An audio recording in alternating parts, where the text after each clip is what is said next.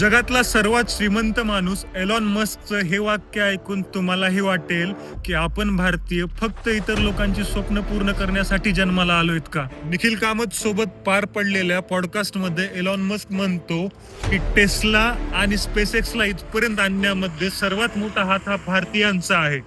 म्हणजेच आपण फक्त सॉफ्टवेअर नाही तर रॉकेट सायन्सचेही बाप आहोत. पण मस्कने आपल्या एका जखमेवरही बोट ठेवलं. तो म्हणतो की भारतीय जगातील सर्वात हुशार लोक असूनही मायक्रोसॉफ्ट, यूट्यूब किंवा गुगल मध्ये फक्त नोकरी करतात.